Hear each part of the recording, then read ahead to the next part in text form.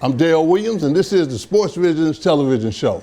Due to the coronavirus pandemic, the 5th annual Female Athlete of the Year luncheon that was scheduled for April 16th this year has been rescheduled to June 11th at 11:30 a.m. at St. Luke United Methodist. And for those out there that want to be involved in this great event, you can call Dale Williams at 706-681-5192, or you can call DJ Jones at 706-681-1136.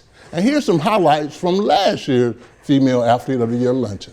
Good afternoon, everyone. What an incredible opportunity this is to share some words of wisdom to my fellow female athletes and recognize your amazing accomplishments. I would like to start by congratulating all of you for making it to this milestone. Everyone within your sphere of influence is extremely proud of the hard work, commitment you have given to your athletic, but as well as your academic achievements. I'm inspired to see so many young women passionate about sports and the personal growth that comes from it. I'm here today being a female athlete was an essential part to my personal development as a young woman, a business professional, and now as a leader. I started playing basketball as a child and grew to love the sport so much that I kept playing through high school and AAU Summer League. My success in high school eventually led me to a crossroad, having to decide to continue my basketball career at the collegiate level or focus on academics. I remember the conversation very clearly with my parents at the kitchen table. And one of the things that I appreciated is that they guided me, but they allowed me to make that decision. And so I remember like that conversation took place like yesterday. I actually decided to forego my basketball career and concentrated on pursuing a Bachelor's of Science degree in electrical engineering. Over the years, by the grace of God, I've maintained my athleticism and discovered, believe it or not, 18 years ago, a hidden passion for endurance sports. Specifically, participating in marathons and triathlons.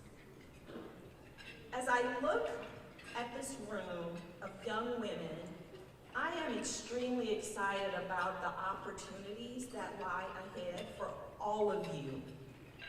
Today's workplace is poised for women to demonstrate leadership, courage, vision, creativity, and character. With focus, hard work, dedication, perseverance, there is no limits to what you can do and achieve. As an example, at AFLAC, women are in some of the highest executive positions within the organization.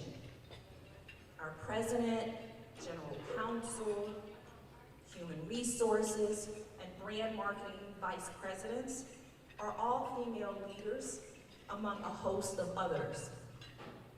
And it's not just AFLAC. There are female business leaders today, and like you, many of them participated in sports. Then I actually share some stats with you that I was actually pretty impressed by. In 2015, a study of female C-suite executives found an undeniable correlation between athletics and business success. 52% of the C-suite level execs surveyed played sports at the university level. Over half played sports at the university level. In that same study, 80% of female Fortune 500 executives played competitive sports at one point in their lives. Also, The women featured in the 2007 Fortune list of most powerful women are no exception. 65% of the respondents played sports competitively, either at the high school or college level. That is an amazing correlation between what the power of sports can do for you personally, but not only professionally. I truly believe the philosophies you learn throughout your athletic career will help you excel in life. Looking back, I can recall several lessons learned from my former basketball days and endurance sports endeavors, which has helped me become a good human being and a successful businesswoman. First, my competitive spirit has enabled me to understand that everything is not about winning or coming in first. In the workplace and in life, there are times where you will win, and there will be times where you fall short of your goal. Learning how to accept and navigate through loss is what builds character. And character is what will help you succeed in life. Accepting and overcoming adversity will prepare you for the world. Things will not come easy. While you learn as an athlete, what you learn as an athlete will help you push beyond disappointment. Having the ability to turn undesirable situations into positive outcomes will ultimately set you up to succeed. My second lesson learned is the power of collaboration. As all of you here in this room have experienced, you win as a team. The combination of everyone's individual strengths and effort is what leads to victory and success. The same philosophy applies to every phase of your life. Embrace the idea that each person brings their own unique talents, abilities, and ideas to the task at hand, which leads to success. My teammate sitting at table 3 is a perfect example of how you continue to build support around your teams. So they're here today supporting me. One of my favorite quotes, teamwork is the ability to work together towards a common vision. The ability to direct individual accomplishments towards an organizational objective. It is the fuel that allows common people to attain uncommon results. That is a powerful quote because it really is the perfect articulation of what collaboration and teamwork means. The third lesson is the importance of discipline and a strong work ethic.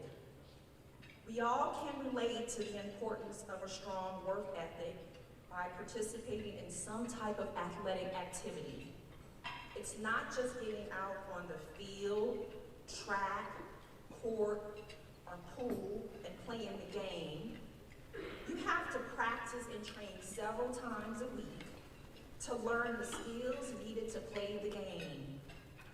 The same level of discipline and maintaining routines apply to the professional arena as well.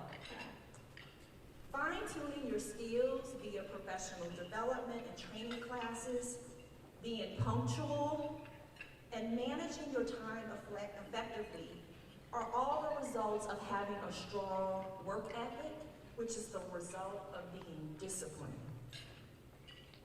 The last lesson learned I would like to share with you is regarding the power of influence. the lasting impact you can have on others. Whether it's a simple thank you, I appreciate you, apologizing when it's warranted, or providing encouragement to someone who needs just a little push. Never underestimate the impression never underestimate the impression you can have on someone else. Throughout my athletic endeavors and professional career, I value the advice of my parents, coaches, teammates, mentors, friends, and training partners. Without their guidance, I might not be where I am today. Remember, these are the people who have invested and poured into you to become a better player and become an even better person. In closing, celebrate your achievements today, but know that there are just the first of many to come in the years ahead. Sports is an amazing tool to have in your toolbox. It will help you navigate personally, from an academics perspective, and from a professional perspective, a long life's journey. Along with faith, sports will help keep you centered and grounded. I am so honored to have the opportunity to share a few words with you today, to inspire you to continue to push forward, and know that whatever decisions that you make, you have the support and the backing of all the people that sit with you alongside at your table. Congratulations again. We are proud of you and thank you for this opportunity. Bus is coming in 10 minutes. Come eat breakfast. Hey, watch the homework. Do you know if it's supposed to rain? Where's my gray hat? Where did you leave it? It's your body. What time does practice end today? I like that headband. It really makes a statement. Are you gonna wear this to work? Let's go, bus is here. Liberty Utilities natural gas. So reliable, you'll forget we're there. Imagine a life-changing injury. Imagine the fear and unknown. The Houston Clinic Sports Medicine Team, the only physicians in the area with advanced certification in orthopedic sports medicine, treats sports injuries with innovative techniques. The Houston Clinic has helped nearly 1 million athletes live without pain. Imagine getting back in the game. Imagine the best game of your life. The Houston Clinic Sports Medicine Team. We think you would really shine in the Aflac program. Aflac? Coach Saban, we have health insurance. Did health insurance pay for everything? No. We still have bills. Aflac gives you money directly to help with those. Aflac? And your deductibles, knee brace, whatever you choose. Aflac sounds like a winner. We try. Get help with expenses health insurance doesn't cover. Get to know us at aflac.com. Man, what I'll tell you, it's a great opportunity for us to have opportunity to present our athletic director from the University of Georgia to our Sports Visions Nation. I tell you, man, again, I feel for those guys, and he gave us some information that I think that we can appreciate. I really appreciate it wholeheartedly, DJ, and really, it just goes back with Greg. He was there when we were there. Absolutely. And he was just a student. Now he's the athletic director of University of Georgia. Without further ado, you've been watching him for the last 30 seconds or so, but he's a good friend, and of course, he's a great friend of the Sports Visions, and he's a great friend of Dale and I. The Reverend Johnny Flex III from the 4th Street Missionary Baptist Church, also a celebrated athlete in his day as well, at Columbus High School Blue Devil, and a Tuskegee Golden Tiger. Welcome to the Sports Visions radio show and television show. Thank you, DJ. Thank you, Dale. Really appreciate you all calling and asking me to come and share it in this moment. Absolutely, man. I know everybody's down and feeling a certain type of way. Everybody loves sports, and sports brings people together. Dale and I talk about this often, Pastor. Old, young, rich, poor, white, black, but there's no sports right now, and then a lot of people really are dealing with it in an awful way. But I wanted to bring another voice in, a spiritual voice, a man of God to come in and just talk to us about it, and just your thoughts. Yeah, it is really have devastated our world, our country, and our state, as well as our city and our community. But I always say there's hope. There's a silver lining in whatever the crisis is. And I think we have to stay focused. We have to stay focused in terms of our faith. We have to stay focused in terms of what the object of our faith, and we have to not fear in terms of what we are actually experiencing during this time, particularly here in Columbus, Georgia. Our context and where we live is continuing to encourage each other. And keeping the faith, but also being very, very pragmatic in terms of our practices and what the guidelines from the CDC as well as from the Department of Health has given to us, but still staying connected. I think that's very, very important that we not lose that communication, that relationship that we have within our community. I know with regards to the CDC and everything, all their mandates, of the coronavirus, is stay safe. Having this certain distance. I forget the word to it, but washing your hands, social discipline.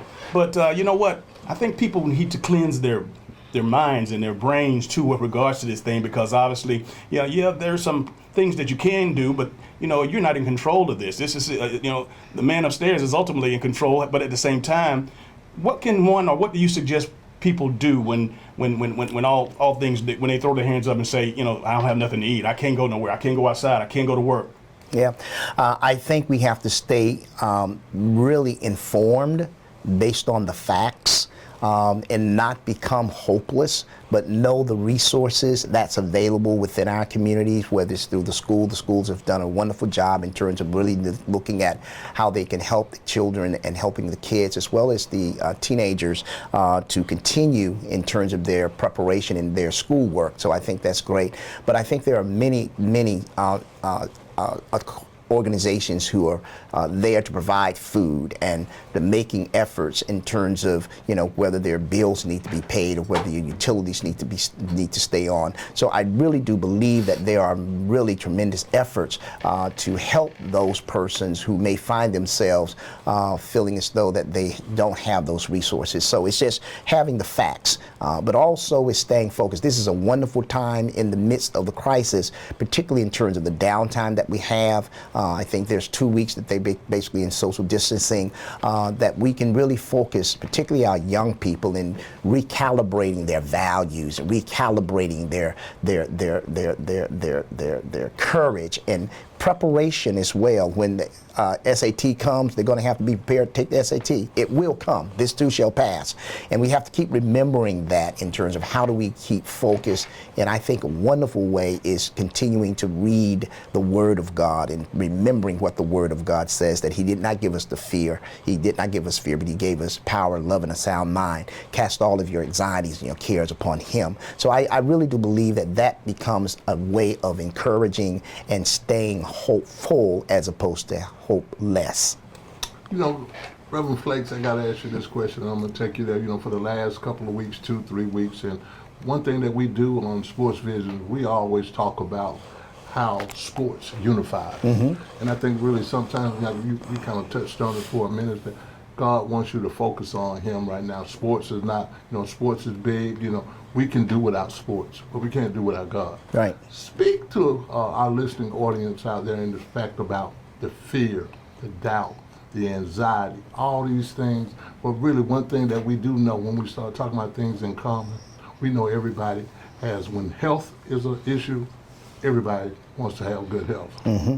Yeah, I do believe, and I you all being athletes and former athletes and other athletes, we were always taught, how to actually perform under stress. You know, whether you were a defensive player and you were basically backed up by the opponent, you know, to the 5-yard line. You know, you had this saying and you had this mantra, we may bend, but we don't break. You know what I'm saying? You know, when you're basically pushing the ball down, you're an offensive player, you know, you're basically, your goal is to get across the goal line.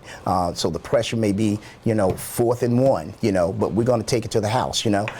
So we've been taught as athletes how to deal with the pressures of life.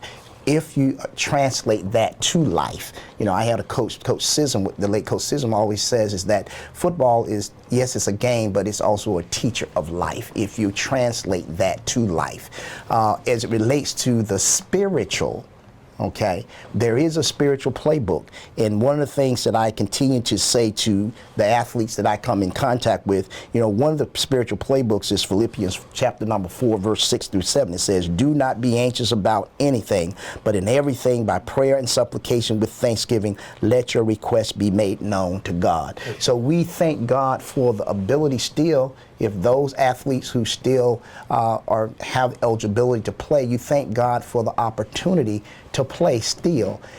You have a reprieve to, if you've been injured, for your body to heal and get stronger, for your mind to get stronger, and you still have the opportunity to contact other players. You still can have that bond among the fellowship of athletes in terms of reaching out and talking with each athlete. So there are many things that we can continue to do, even in the isolation, even in the downtime, that we can practice more on our skill sets or our relational interpersonal skills of reaching out to, you know, those who are teammates. We love our student athletes, and I know that you know, we got a situation right now. We just had to make the announcement that we're going to have to postpone our Female Athlete of the Year awards luncheon until June the 12th. Of course, April 16th was the initial date. However, you know, I know that the people, the kids, the sponsors, the parents are going to be upset.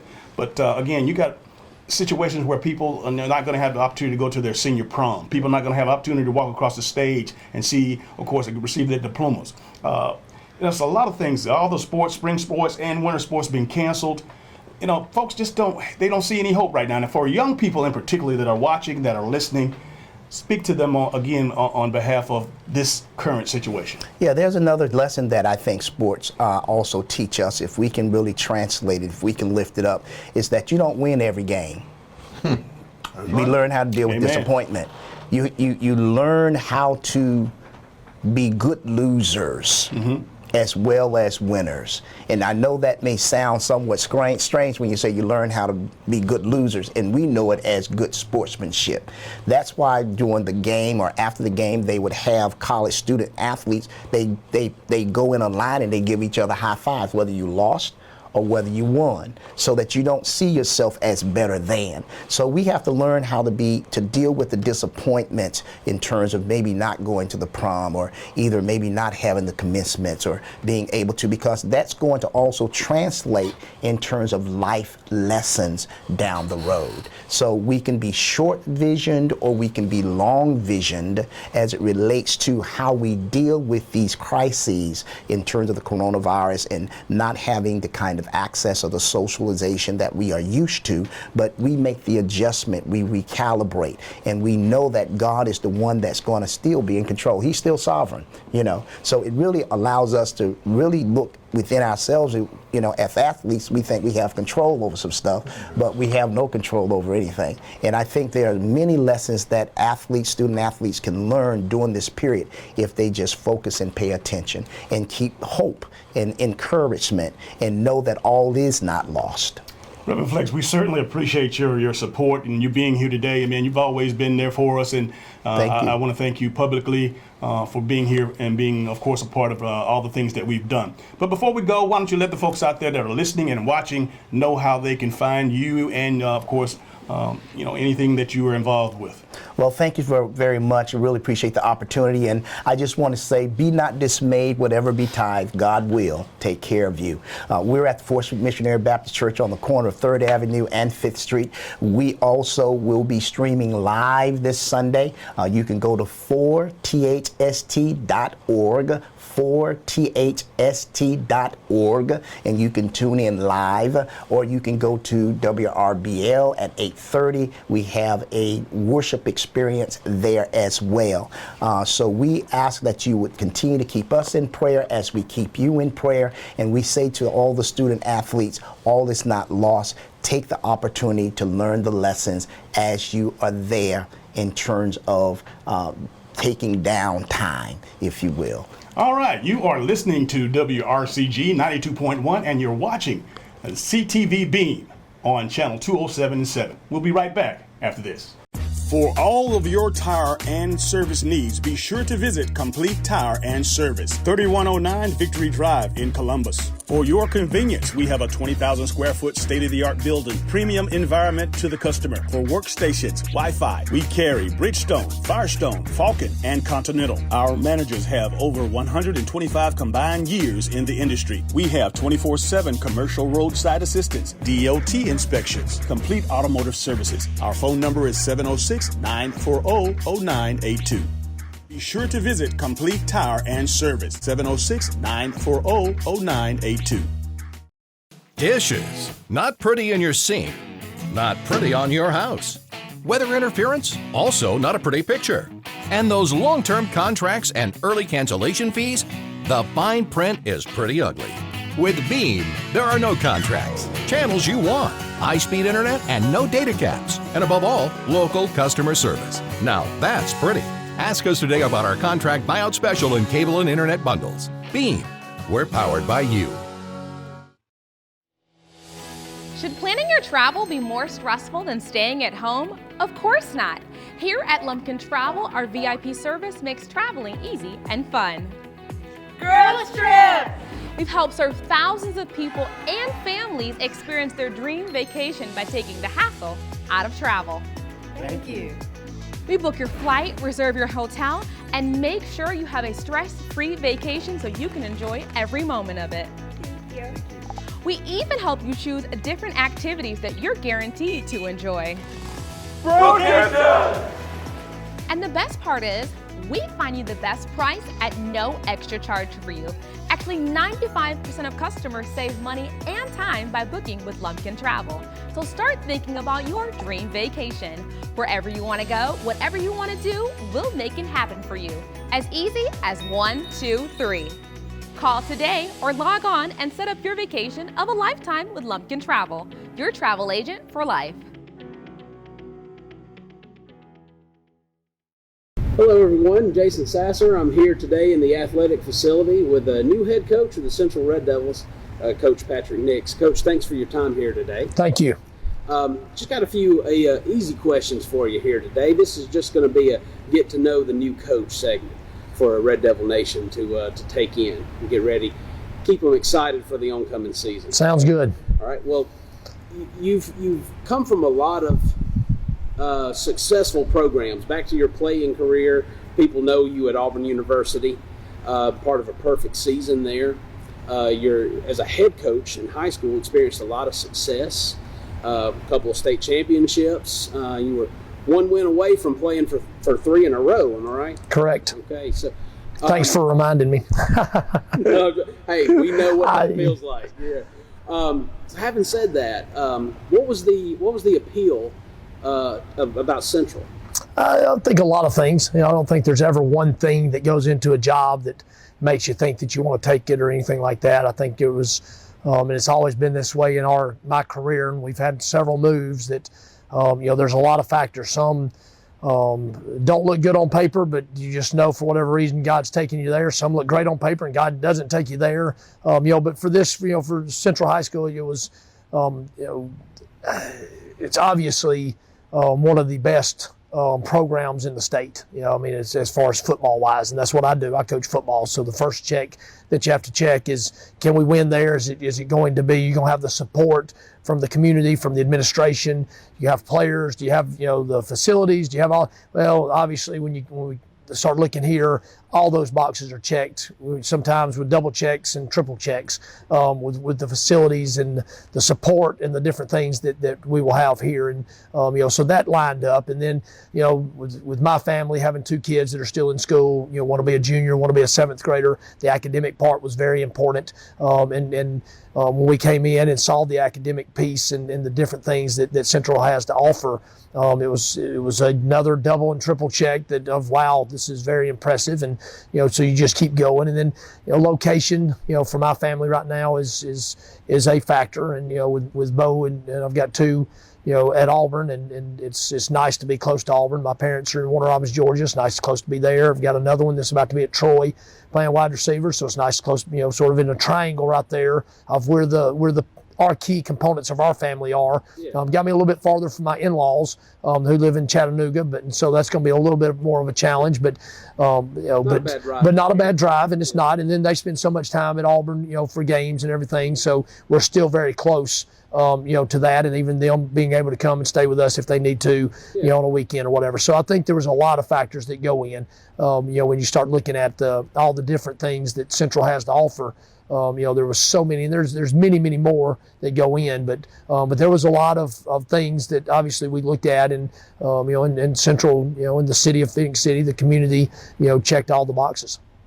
All right, well, you brought up your son, Bo, so I'll go off script for a second. I've heard a rumor that at some point in your career, your life, you became Bo Nix's dad. Evidently getting this job. I don't know when that happened, but evidently with this job, Bo Nix's dad, was going to Central High School, and just a short year ago, it was Patrick Nix's son signing with Auburn. Now all of a sudden it's Bo Nix's dad, and I, jokingly, and half serious, I think it came at the last game of the year, because when you beat Alabama, all of a sudden you get instant credibility. And I've told him that his whole life, that until you beat Alabama, you can't really say a whole lot to me, because I've done it twice. And so when he did it, he's got one more to go, and he ties me, and then he gets the 3rd one, and he's the champ of the house, when it comes to that. And so there's always competition in our household. And so, but I'll give him his props. I'll become, Bo Nix's dad, now that he won that game, and I can live with that. And proud to be so. Absolutely. I understand. Well, let me ask you, I mentioned earlier, played at Auburn, of course. You've coached in the college ranks, you've coached in high school, you had an opportunity to either play for or coach with a lot of legends. Terry Bowden, Tommy Bowden, Jimbo Fisher. What are some of the lessons that you've learned from some of these guys? Maybe there was a specific moment that you still think back on that's clicked with you and helped to make you the coach you are now. There's so many, there really are, but like from Tommy Bowden, just sort of learning how to be a coach, the man that you're supposed to be, with how you handle people, your language, and, how you can be a Christian and be a coach, and, just being able to see that from Tommy Bowden. And I'm very thankful for those days that I was around him, to see how he was a husband and a dad, and, and all those kind of things. And then obviously with Jimbo, just the amount of football that I was able to learn being with him is amazing at the different meetings that we had, and just the things that I was able to learn, from him. Going back even farther than that, my dad, longtime high school coach, probably learned more from him, and definitely have learned more from him in all of my years than anybody. And he's still the best coach that I know, and and so I'm fortunate to have that. And then men like Bill Gray at Sanford, Chan Gailey at Georgia Tech, guys like that just are incredible coaches and incredible people. And just being able to be around them and learn. So many coaches throughout my career that I've been around and been able to gain knowledge from and see their experience and learn from their experiences, has been very blessed with that. Coach, I had an opportunity to listen to the first time you addressed your team here at Central, and really enjoyed the speech, by the way. You emphasized there were 3 points, and the team ended by breaking on this, and that was faith, love, pride.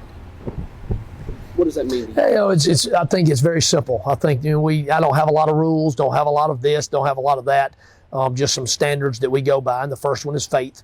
Faith is believing in something you can't see. And every January when you start, you're believing in something you can't see. You tangibly don't have the state championship trophy sitting right in front of you already won, so you don't know if you're going to win it or not, but you're training to win it, and you're training to be the best in the country. That's what you're training for. You're not training just to train. You're training with a purpose, and so you have to have faith in that. You have to have faith that of why you're training, why you're doing what you're doing, the trust in that. So you have to have faith, in something bigger than you, to be able to keep going in life. In football, whatever you're doing, you have to have belief that there's something greater than you, or really life is not very good if what this is the best it gets. Right here, me just sitting here is, you gotta have faith that there's something bigger and better than you and that you're training for. Love, I don't think that you can conquer anything without love. I think that, I'll challenge our guys all the time to love each other.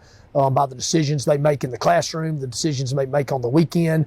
Love your teammate enough to make the right decisions. Love your teammates enough to get all your reps in the weight room, to do all the little things right. Love your teammates enough to where you'll do all those things. And if you're loving each other, then great things will happen. And us as coaches, we need to, if we're not loving our kids and players, then we need to find another profession. And so love is a very key component to the whole thing. And then pride. We've got to have pride in what you do. You got to believe and love it, but you also have to have pride in it to have pride in being the best school that we can have, being the best we can actually be in everything that we do, whether it be washing dishes at home, whether it be doing my homework, whatever it is, take pride in it, be the best we can be in everything we do. And I believe if you do those three things, then you're going to be successful no matter what you do. And so we stress those three things, and it's amazing how many times you can use those three things as an example in life. We just continue to stress those three things in life, on the field, in the classroom, wherever we are,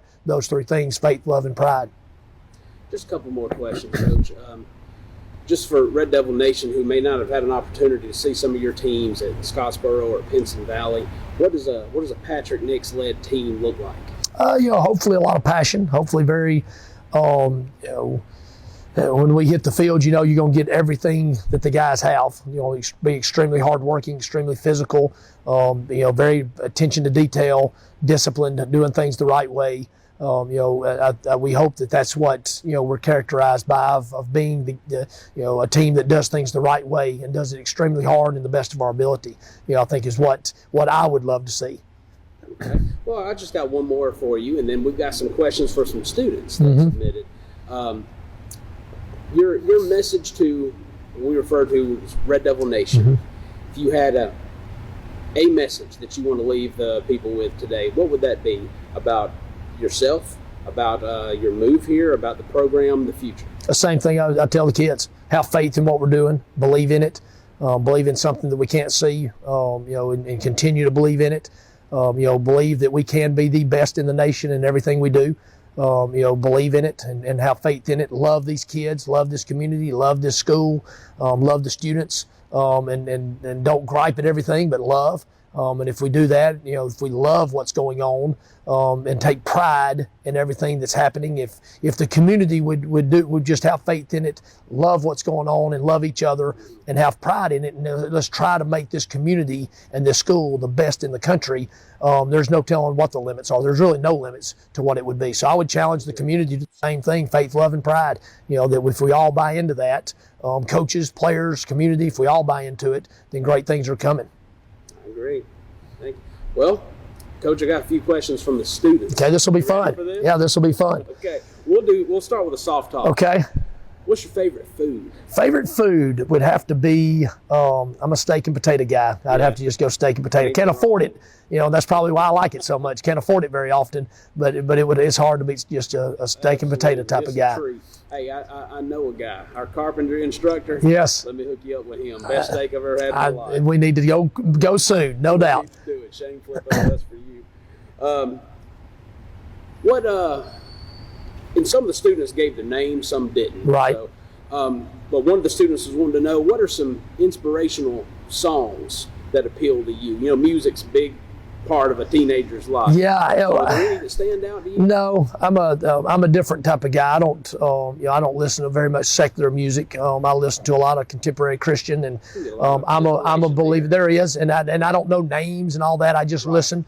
I'm a big believer though with songs that as a generation that's coming, we're in a little bit of trouble because of the music that we're putting in our mind. And I'm a big believer that what goes in sticks and through music.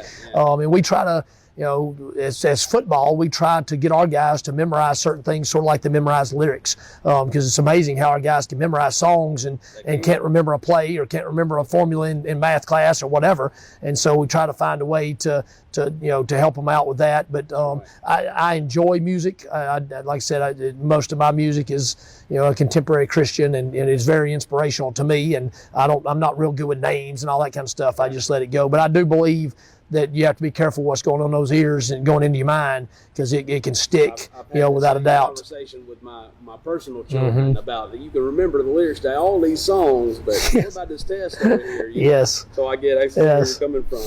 Well, let's see. Darian wanted to know, other than a state championship, what's a vision you have for the upcoming season? I think the biggest thing, even more than a state championship, is just seeing these guys, the players on the team, the school, the community, just the culture of faith, love, and pride, of truly believing in what we're doing, loving each other, taking pride in everything we do with school and with, in being in the classroom and being leaders. And, to me, I'd rather see, if we do those things, that the wins are going to come. So for me, just seeing that culture being set, of us being the kind of men that we're supposed to be in every walk of life, is a lot more important to me. Well, I can probably answer this last one. But DeAndre wanted to know, we'd mentioned songs earlier. Mm-hmm. You've talked about faith, love, and pride. He wanted to know, is there an inspirational phrase that motivates you, moves you? There's a bunch, probably Jerry Rice's quote, "I'll do today what others won't, so tomorrow I can accomplish what others can't." Right. That's one of my favorites. It hung on the door. It hung outside of my office at Pinson for a long time, and it'll be somewhere in my hallway or in my office very soon. And I'm a believer in that. I believe that we do today what others aren't willing to do and don't want to do, because we want to accomplish what others don't want to accomplish. And it's a lot of hard work. It takes a sacrifice and a lot of hard work to be great and to be the best. There's only one that can be the best, and it's not just given away. And so you have to absolutely earn it and work extremely hard in every aspect of life to get it. And so that's, for me, that's what I challenge myself to do every day, and I'll challenge everybody here to do, is to try to be the best and do things today that others won't, so we can accomplish things tomorrow that others can't. Well, Coach, that's all we have for you today. Thank you. Thank you for your time, and we'll be anxious to put this together and get this out to Red Devil Nation, and we're glad you're part of the Red Devil family. Glad to be here. Look forward to working with everybody.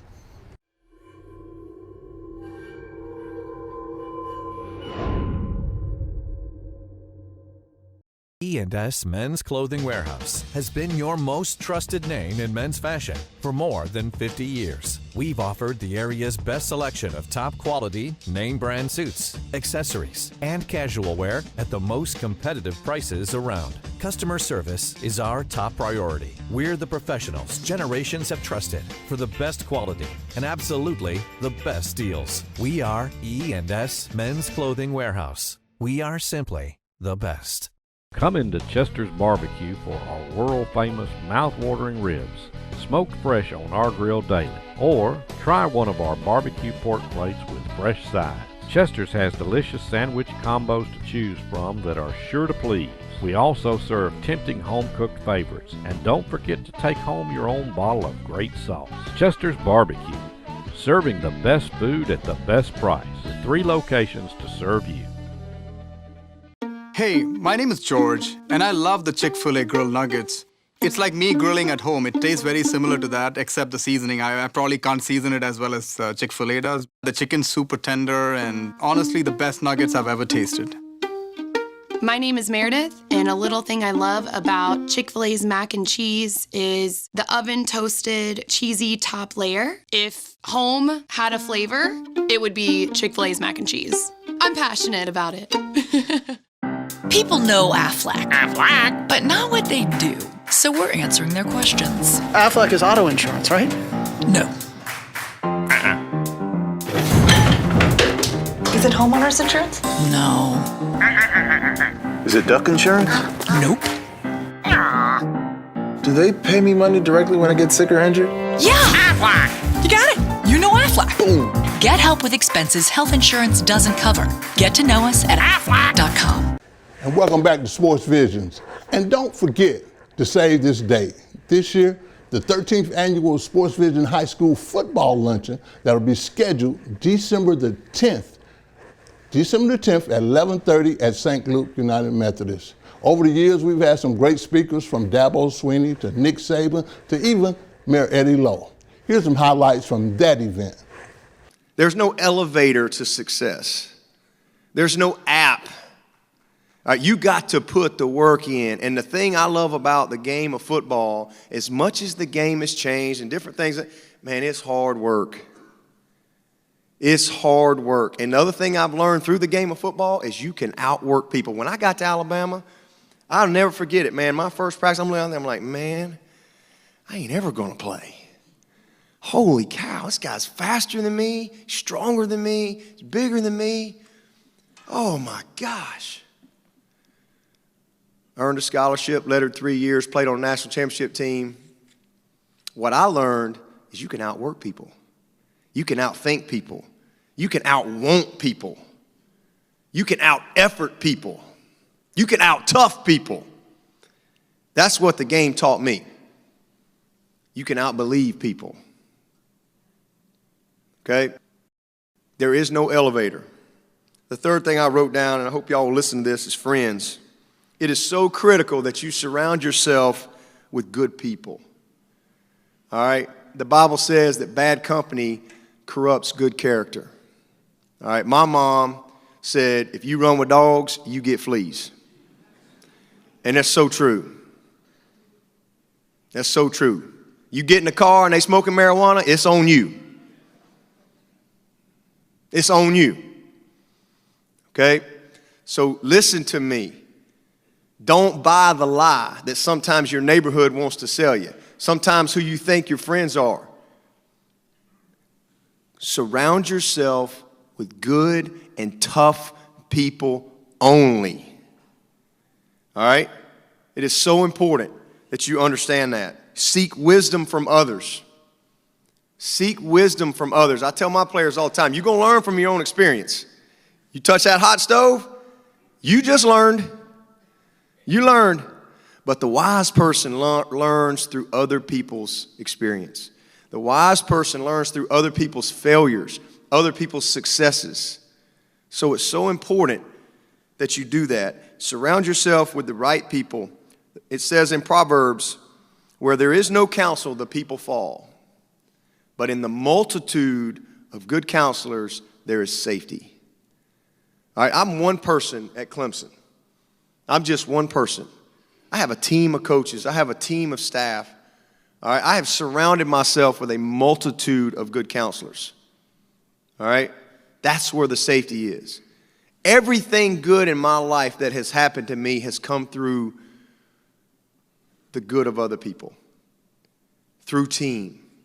My wife, we met in the first grade, started going together in the sixth grade. You know, y'all call it talking to each other now or whatever. We started like going together.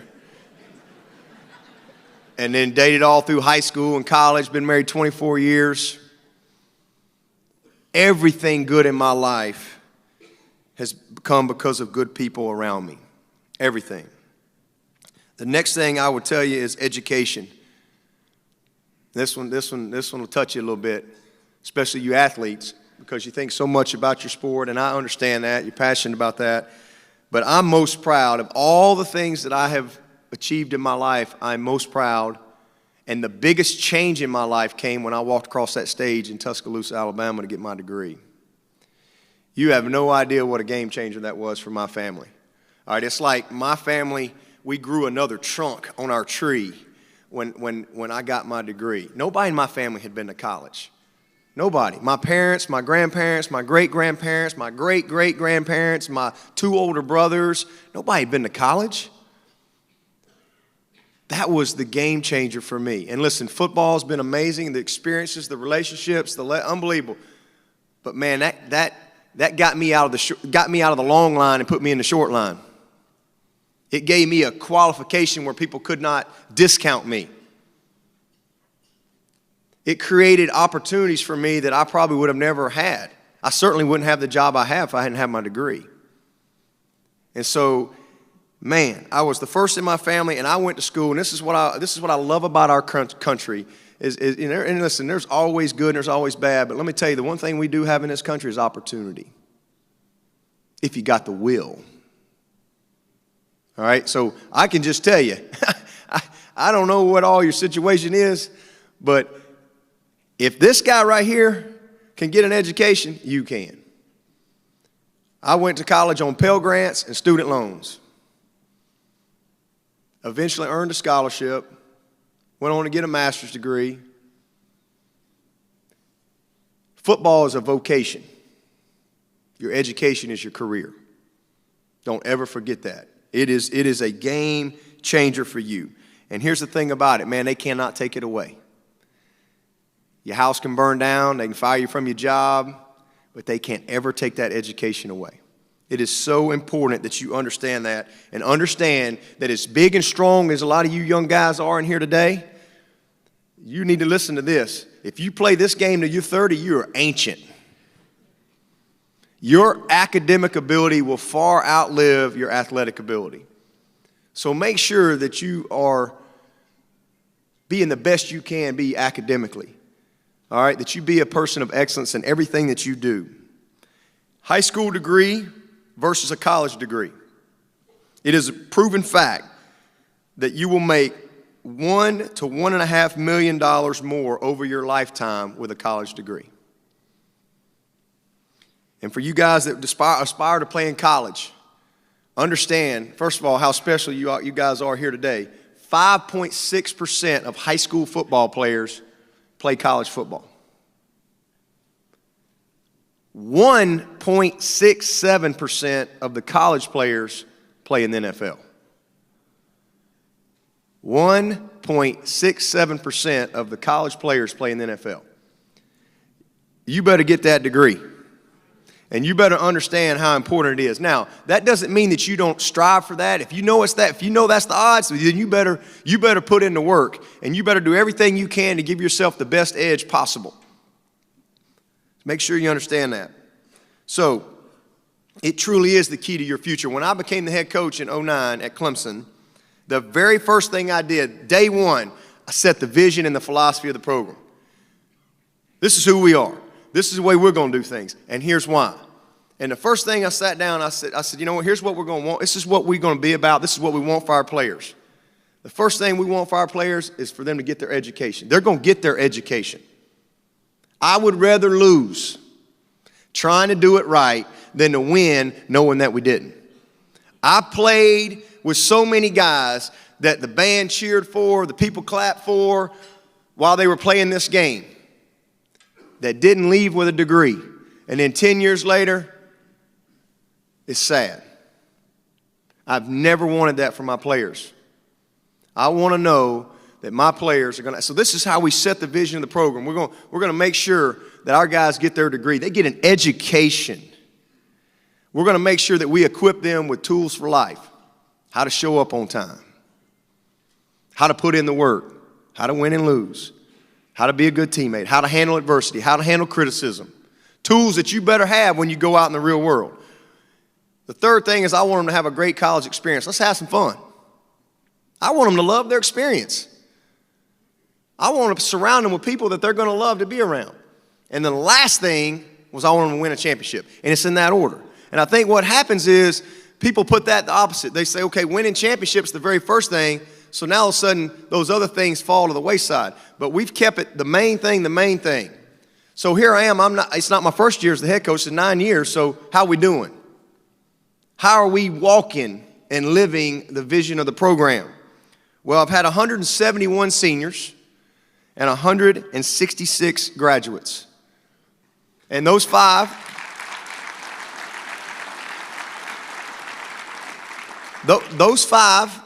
they owe me, and they're going to get it. I'll chase them down to the edge of the earth until they get it. And we're going to pay for it. All right?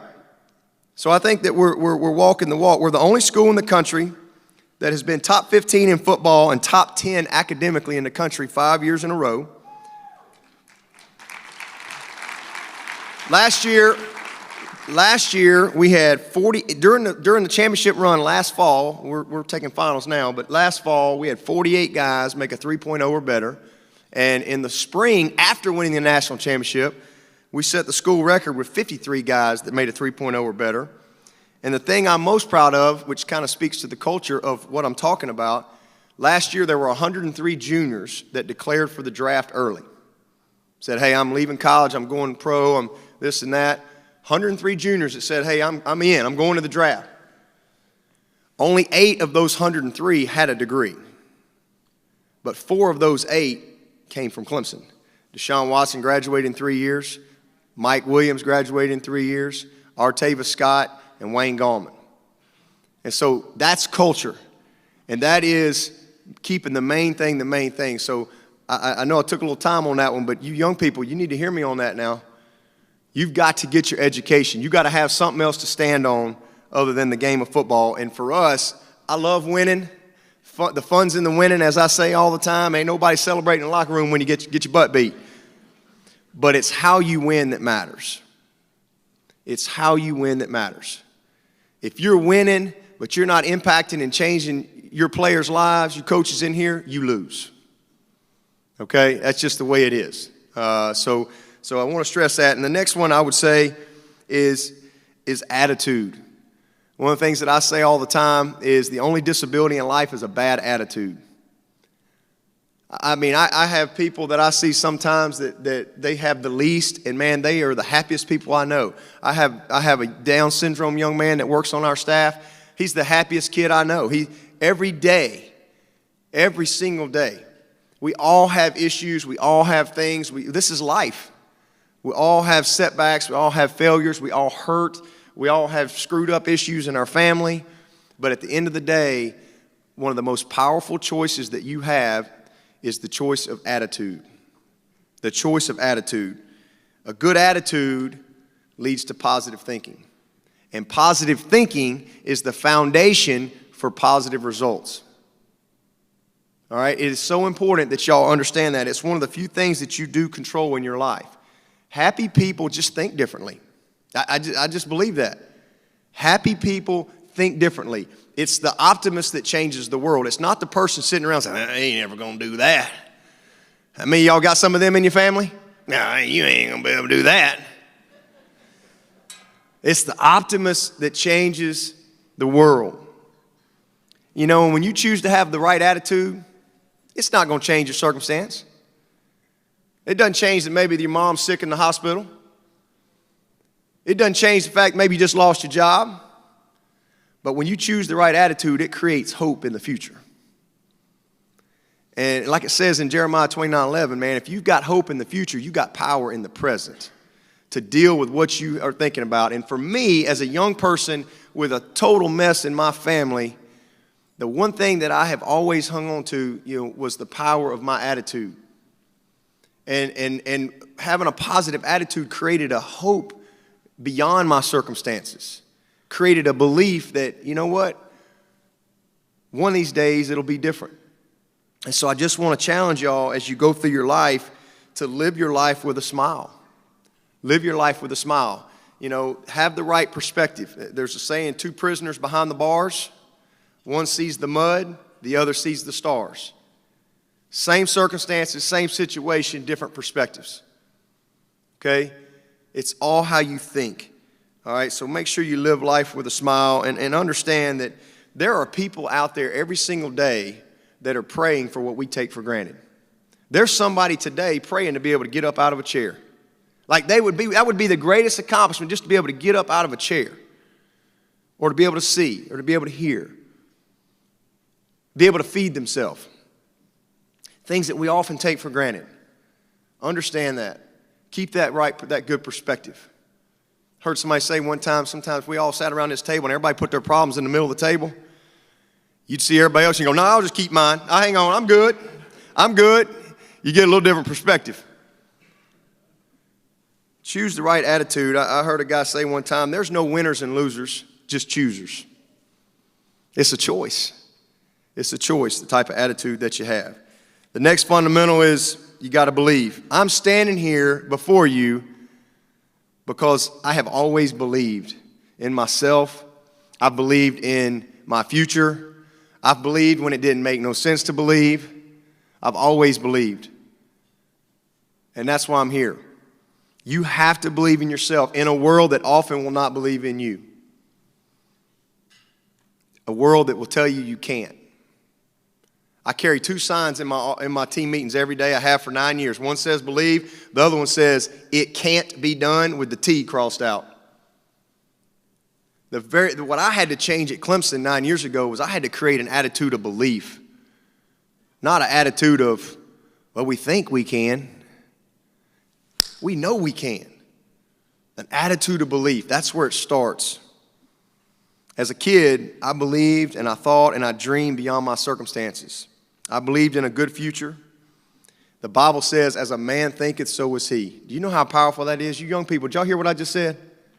As a man thinketh, so is he. If you think you can't, you can't. That's the tools that you have available to you. There's a quote from Gandhi that is one of the foundations of our programs. You young people, listen to me now. Your beliefs become your thoughts. Your thoughts become your words. Your words become your actions. Your actions become your habits. Your habits become your values. And your values become your destiny. That's how powerful it is that you believe and you think the right way. As a man thinketh, so is he. If you think you don't deserve it, if you think you're a dog, if you think the world's against you, if you think all these... We were playing Vanderbilt a year ago. They were 3-0. All right, we're 3-0. And as soon as we go 3-0, I'm thinking, how am I going to get our players up to play Vanderbilt? They don't have a lot of respect for them. They are a little better than they usually are.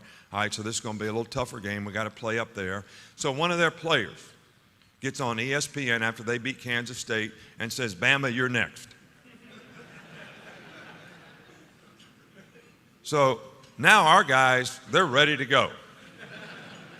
I don't have to say anything. So we go up there and play the best game that we played all year.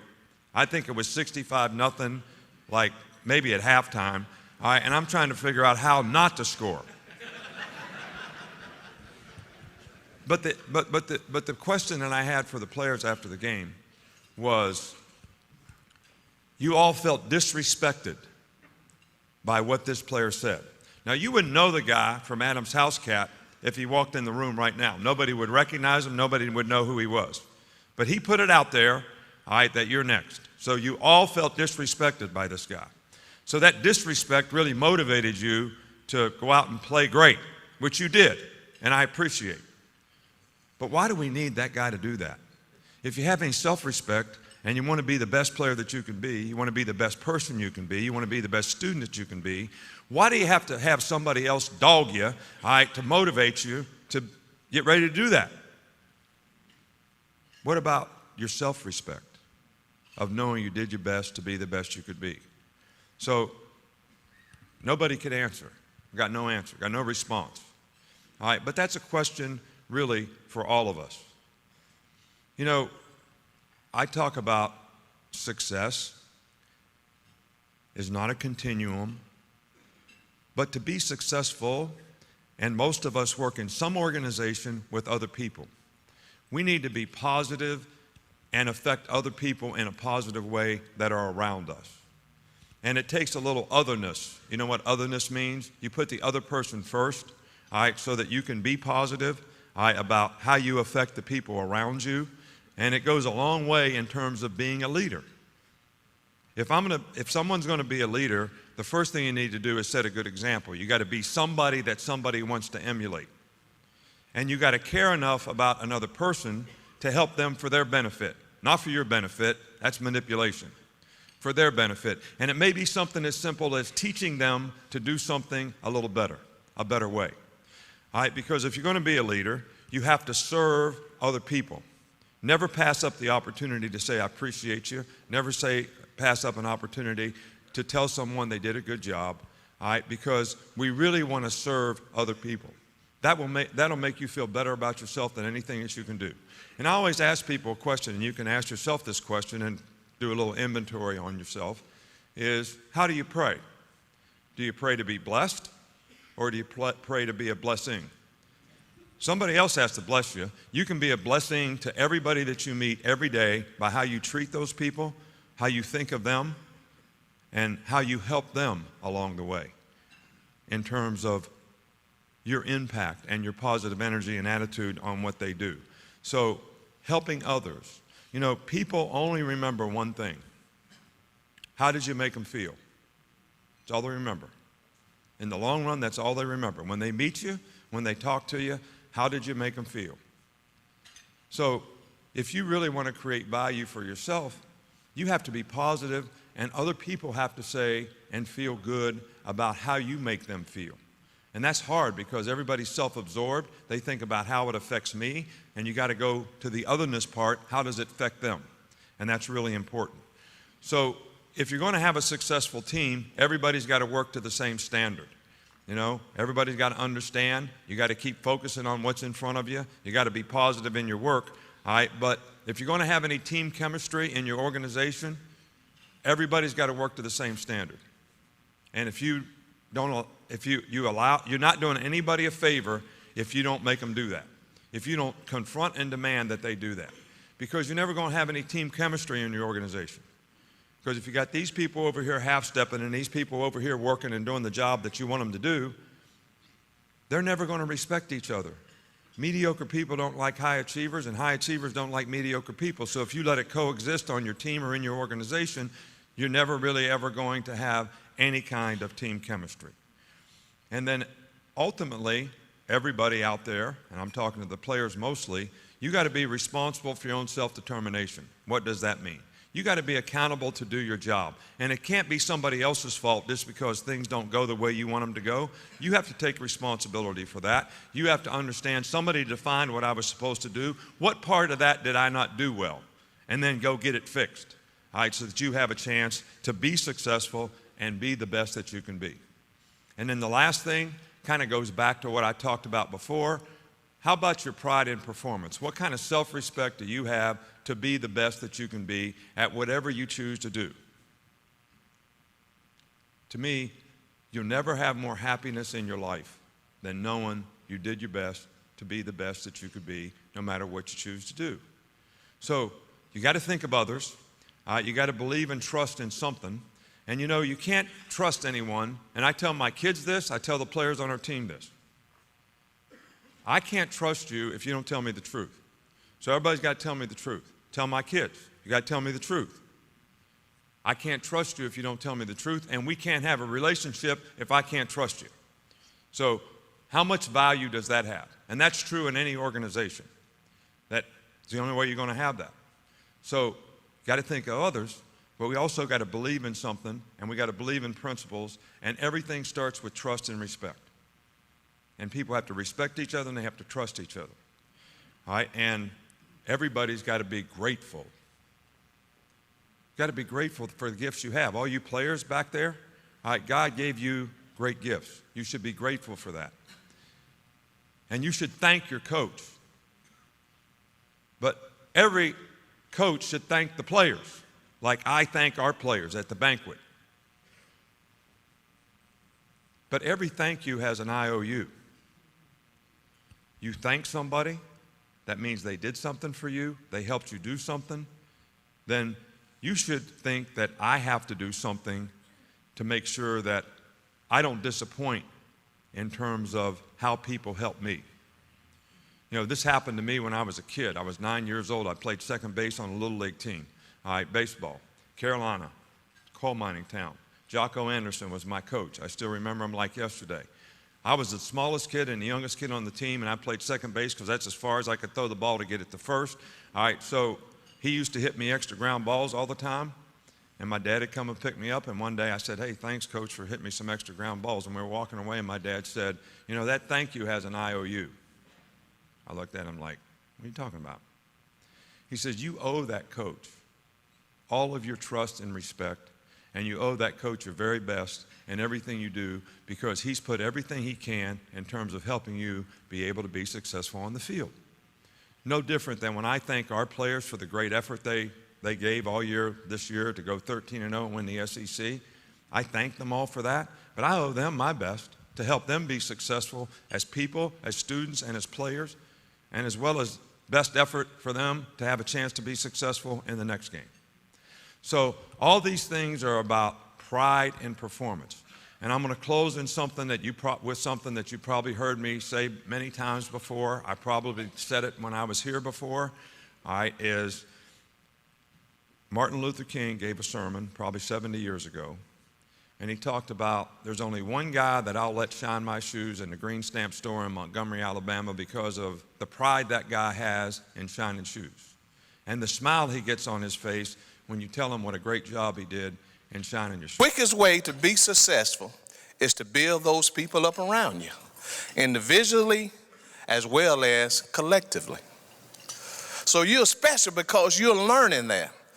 And you're learning it at the right age, because when you go on other teams to provide for people that are depending on you, as you've learned about your players that are depending on you, you learn to give of yourself with true humility, where you think of others more than you do yourself. Build the people up around you to be successful. And you are so special because you have that opportunity, one in a lifetime, to play high school football. Once in a lifetime to be able to play football, period. And to the ones that go into a higher level, the same thing applies. And you're so special because you're smart. Because again, with all the things that you have to make split decisions out there on that field and changing defenses and offenses, making check, you have to do it within a split second. But everybody can't do that. You can do that and maintain your dignity and your morals and your character. And that's why you're special. And I want to say this to the coaches, you're special also. Because I know how it is with players. It takes a lot of time. And you're doing it for the right reason. But these are three things I want to encourage the coaches to keep, and you have it. And I call them 3 C's to help develop these young men. The first thing is you continue to give them compliments, sincere compliments on what they have done correctly. Continue to give them those. The second thing is to continue to give them confidence. Now, let me clarify this. Confidence is where you encourage people and you let them know that they can become and do what you're asking them to do. Continue to give them the confidence. But the third C is the most important one. And this is the one I want you to underline, put a circle around, and put ditto marks around them. You have to really care about your players. Because if you don't care, they can see through you. And if you don't care, you can't compliment them sincerely. And if you don't care, you can't give them confidence sincerely. But now let me tell you this, and players, you need to understand this. That caring doesn't always come in lovey-dovey, rubbing your back and patting you on the head. That love sometimes coming to have to, hit you on the bottom. And I don't know whether you can do this, forgive me, but now back in our days, they could grab your face mag and pull you 10 yards. Some of that is caring. But coaches continue to give them those 3 C's. Sincere compliments, confidence, and the most important one is to care. And remember, coaches, players, you are so special because you only get one in a lifetime to do something that is extraordinary. Thank you all so much. I told you I was going to be like Marilyn Monroe. I'm not going to keep you long. Thank you. For all of your tire and service needs, be sure to visit Complete Tire and Service, 3109 Victory Drive in Columbus. For your convenience, we have a 20,000 square foot state-of-the-art building, premium environment to the customer. For workstations, Wi-Fi, we carry Bridgestone, Firestone, Falcon, and Continental. Our managers have over 125 combined years in the industry. We have 24/7 commercial roadside assistance, DOT inspections, complete automotive services. Our phone number is 706-940-0982. Be sure to visit Complete Tire and Service, 706-940-0982.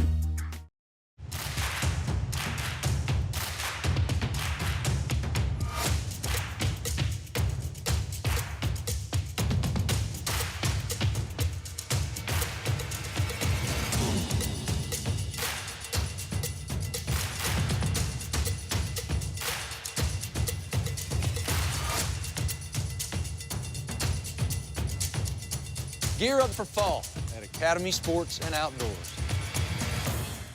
Hello, everybody. I'm DJ Jones. You might know me from my athletic career at Carver High School, University of Georgia, or my sports broadcasting career. I know a lot of people, but when it comes to an attorney I trust, I call Forrest B. Johnson. I'm Forrest Johnson of Forrest B. Johnson & Associates. And I want to let you know how proud we are to be a part of your community, a part of the Columbus community and the Phoenix, Alabama community. Consider us first. When you or any member of your family has been involved in an automobile accident, remember, car wreck, get a check. Call now, 706-223-5381. And that's all the time that we have for today. And we just like to thank you all from DJ to Loretta Rose. Thank you for watching Sports Visions. See you next week.